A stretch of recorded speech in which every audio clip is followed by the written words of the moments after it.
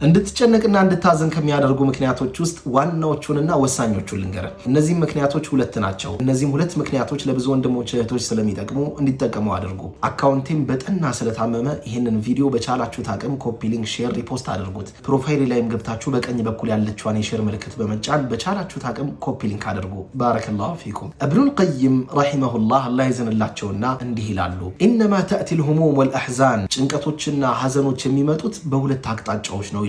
የመጀመሪያው አቅጣጫ ወይም የመጀመሪያው ምክንያት አልሂርሱ ዐለ ዱንያ ወረግበቱ ፊሃ በዱንያ ላይ ከመጠን በላይ መጓጓትና ፍላጎትን መጠበቅ ነው አሉ። ሁለተኛው ምክንያት መልካም ስራዎችንና ዒባዳን ማጓደል ነው አሉ። ስለዚህ ኢዛ ሹፍት ነፍሰክ ሐዚን ነፍስን ሐዘን ገጥሟት ከተመለከትካት የመጀመሪያው ምክንያት ምርጥ ቤት ትፈልጋለህ፣ ምርጥ መኪና ትፈልጋለህ፣ ምርጥ ህይወት ትፈልጋለህ። ለዱንያ በጣም እየጓጓህ ነው ማለት ነው። አኺራ ረስተህ ጭንቀትህ ዱንያ ነው እንጂ አኺራ አይደለም። ሁለተኛው ምክንያት ደግሞ ዒባዳ ላይ ትዘናጋለህ፣ ዒባዳ ላይ ችላ ትላለህ፣ ሰላትህ ወቅቱን ጠብቅ አሰግድም፣ መልካም ስራዎች ላይ ትዘናጋለህ። የዚህኔ ጭንቀትና ሐዘን ይገጥማል ማለት ነው።